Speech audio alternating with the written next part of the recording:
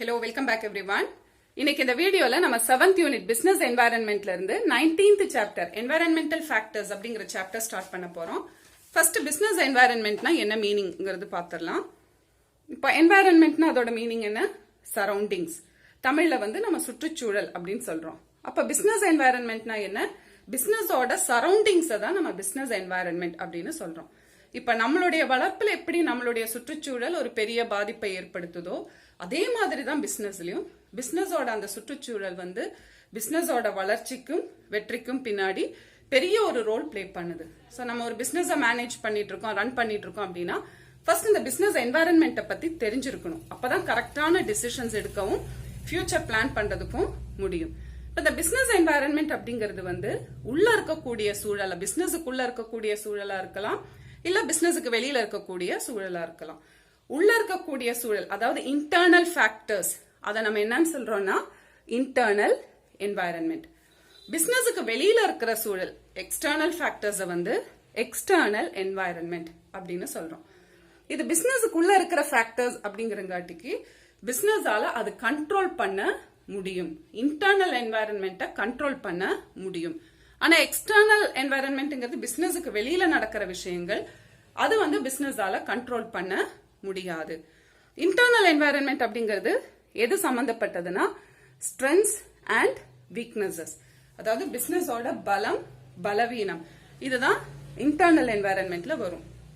இப்போ ஒரு எக்ஸாம்பிள் சொல்லணும்னா அங்க அந்த பிசினஸ்ல இருக்கக்கூடிய ஒர்க்கர்ஸ் எல்லாம் வந்து ரொம்ப ஸ்கில்டா இருக்காங்க, ரொம்ப டெடிகேட்டடா இருக்காங்க அப்படின்னா அது பிசினஸுக்கு ஒரு ஸ்ட்ரென்த். மேனேஜ்மெண்ட் வந்து ரொம்ப ப்ரொஃபஷனலைஸ்டா இருக்காங்க, ரொம்ப டேலண்டடா இருக்காங்க அப்படின்னா அதுவும் வந்து ஒரு ஸ்ட்ரென்த் அப்படிங்களாம்.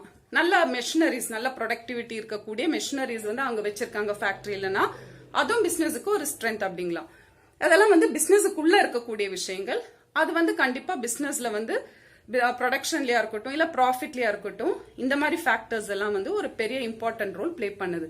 வீக்னஸஸ், பலவீனங்கள், இப்ப நான் சொன்ன எக்ஸாம்பிள்ஸ் எல்லாமே வந்து ஆப்போசிட்டா எடுங்க. ஒர்க்கர்ஸ் சரியில்லை, மேனேஜ்மெண்ட் சரியில்லை, இல்ல மெஷினரிஸ் எல்லாம் அவுடேட்டடா இருக்கு அப்படின்னா அதெல்லாம் எகெயின் வந்து பிசினஸுக்கு பலவீனமா இருக்கும், அதுவும் பிசினஸ்ல பாதிப்பை ஏற்படுத்தும்.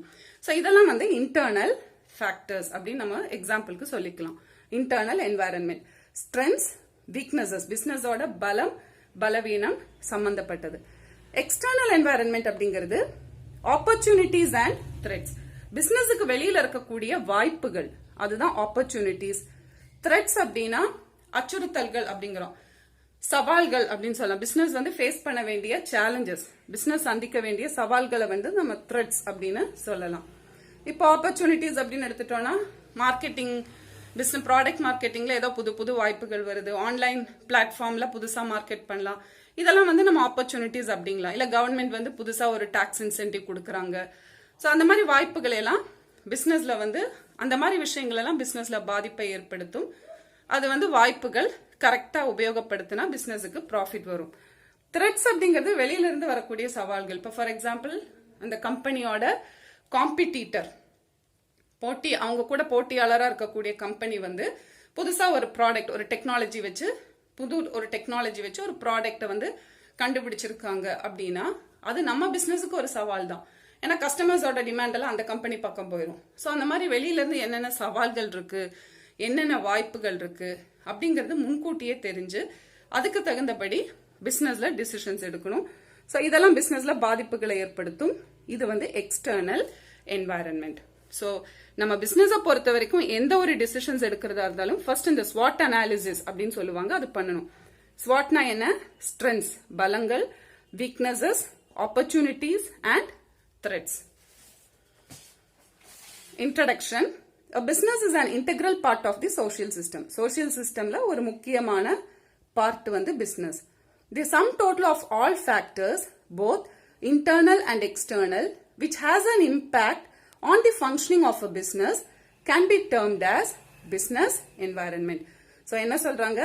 Internal factors, all the factors, அது உள்ள இருக்கிற ஃபேக்டர்ஸா இருக்கலாம் இல்ல எக்ஸ்டர்னல் வெளியில இருக்க ஃபேக்டர்ஸா இருக்கலாம், அதெல்லாம் பிசினஸோட ஃபங்க்ஷனிங்ல ஒரு இம்பாக்டை உருவாக்க முடியும், ஒரு பாதிப்பை ஏற்படுத்த முடியும் அப்படின்னா அதை நம்ம என்னன்னு சொல்றோம்? Business environment. ஸோ பிசினஸ்ல வந்து ஒரு பாதிப்பை ஏற்படுத்தக்கூடிய இன்டர்னல் அண்ட் எக்ஸ்டர்னல் ஃபேக்டர்ஸை நம்ம பிசினஸ் என்வாயரன்மெண்ட் அப்படிங்கிறோம். Therefore, any strategic decisions relating to business can be taken only after scanning the environment for a SWOT analysis. So, எந்த ஒரு முக்கியமான டிசிஷன் எடுக்கிறதா இருந்தாலும் என்ன பண்ணணுங்கிறாங்க, SWOT analysis பண்ணும். அந்த SWOT வந்து நம்ம இப்பதான் பார்த்தோம். Next, the internal environment which is controllable relates to the strengths and weaknesses of an organization. Internal environment அப்படின்னா எதை சொல்றாங்க, business order, strengths and weaknesses. Balam, balavinam. The external environment which is uncontrollable. Internal environment வந்து control பண்ணிக்கலாம். External environment வந்து uncontrollable. கட்டுப்படுத்த முடியாது. It relates to the opportunities and threats. Next, இதோட definition பார்த்தரலாம். இது ஒரு important question. Define business environment. Definition கொடுத்திருக்கிறவர் வந்து பேயார்ட் ஓ வீலர். அவரோட டெஃபினிஷன் தான் புக்ல கொடுத்திருக்காங்க.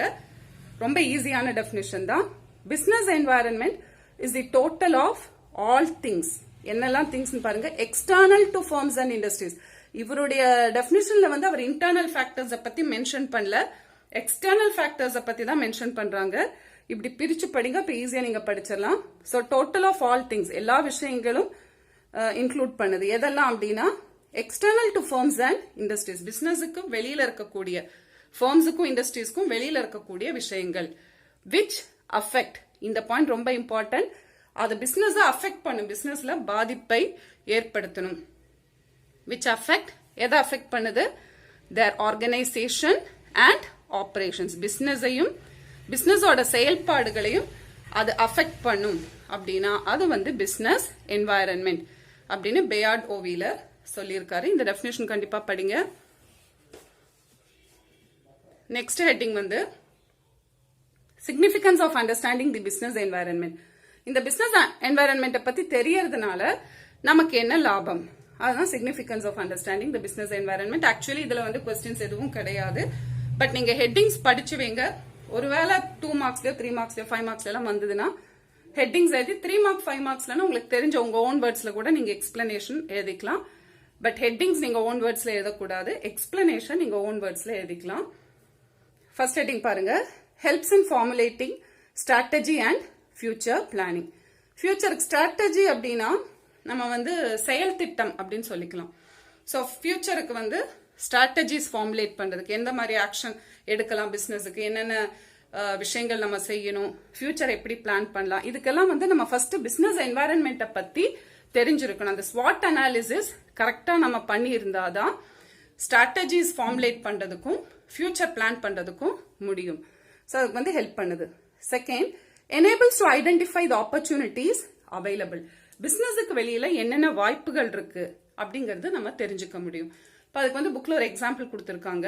இப்போ 1980s வந்து டாக்டர் பிரதாப் சி ரெட்டி அப்படிங்கிறவர் வந்து ஹெல்த் கேர்ல வந்து ஒரு குவாலிட்டி சர்வீஸ் இங்க ப்ரொவைட் பண்றது இல்ல, வேர்ல்டு கிளாஸ் மெடிக்கல் ஃபெசிலிட்டிஸ் நம்ம கண்ட்ரியில இல்ல அப்படின்னு சொல்லி 1983ல அப்போலோ ஹாஸ்பிட்டல் ஆரம்பிச்சாரு. அது வந்து இந்தியாலே வந்து ஃபர்ஸ்ட் கார்ப்பரேட் ஹாஸ்பிட்டல், அது அவங்க தான் pioneers in corporate health care அப்படின்னு சொல்றோம். ஸோ இந்தியாவில் ஆரம்பிச்ச first corporate hospital, world class medical ஃபெசிலிட்டிஸோட ஆரம்பிச்சாங்க. ஸோ அவர் வெளியில இப்படி ஒரு வாய்ப்பு இருக்கு அப்படிங்கறத தெரிஞ்சு அதை கரெக்டா பயன்படுத்தினாரு. So it enables to identify the opportunities available. இப்போ நிறைய நம்ம வந்து ஆன்லைன்ல நிறைய புது புது பிசினஸ் ஆப்பர்ச்சுனிட்டிஸ் எல்லாம் இருக்கு, அதை கரெக்டா வந்து தெரிஞ்சு நிறைய பேர் யூஸ் பண்ணிக்கிறாங்க. So it helps to identify opportunities. Third one, environment scanning. என்வாயரன்மெண்ட்ல என்னென்ன நடக்குது, என்னெல்லாம் சவால்கள் நமக்கு வரும், என்னென்ன பிரச்சனைகள் வரும், இதெல்லாம் தெரிஞ்சிட்டோம் அப்படின்னா முன்கூட்டியே அதுக்கு தகுந்தபடி நம்ம வந்து நம்மளை தயார்படுத்திக்க முடியும். அதுதான் environment scanning. Fourth, business AIDS. என்னென்ன சேஞ்சஸ் வெளியில நடக்குது, பிசினஸுக்கு வெளியில என்னென்ன சேஞ்சஸ் நடக்குதுங்கிறது எப்பவுமே நம்ம மானிட்டர் பண்ணிட்டே இருக்கணும்.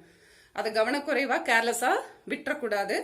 மார்க்கெட்டா இருக்கட்டும், கஸ்டமர் நீட்ஸா இருக்கட்டும், டெக்னாலஜி, கவர்மெண்ட் பாலிசிஸ், ஸோ எப்பவுமே என்னென்ன சேஞ்சஸ் வெளியில நடக்குது அப்படிங்கிறது கரெக்டா தெரிஞ்சு வச்சுட்டோம்னா அந்த சேஞ்சஸ்க்கு ஏற்றபடி பிசினஸ்லயும் சேஞ்சஸை கொண்டு வர முடியும். ஸோ பிசினஸுக்கு ஹெல்ப் பண்ணது அதான் business aids. Next, public image. மார்க்கெட்டும் சேஞ்ச் ஆகும், கஸ்டமர்ஸோட நீட்ஸும் சேஞ்ச் ஆயிட்டே இருக்கும். ஸோ அதெல்லாம் என்னன்னு தெரிஞ்சு அதுக்கு தகுந்தபடி கஸ்டமர்ஸோட தேவைக்கு தகுந்தபடி மார்க்கெட்டோட டிமாண்டுக்கு தகுந்தபடி ப்ராடக்ட்ஸை வந்து மேனுஃபேக்சர் பண்ணி விற்கிறதுனாலயோ இல்ல சர்வீசஸ் ஆஃபர் பண்றதுனாலயோ பிசினஸோட இமேஜ் வந்து பில்டப் ஆகும். ஸோ ஒரு நல்ல பப்ளிக் இமேஜ் வரும். ஸோ பிசினஸ் என்வாரன்மெண்ட்டை பத்தி தெரிஞ்ச இதெல்லாம் வந்து கிடைக்கக்கூடிய நன்மைகள். Hope you all understood the topic. Thank you.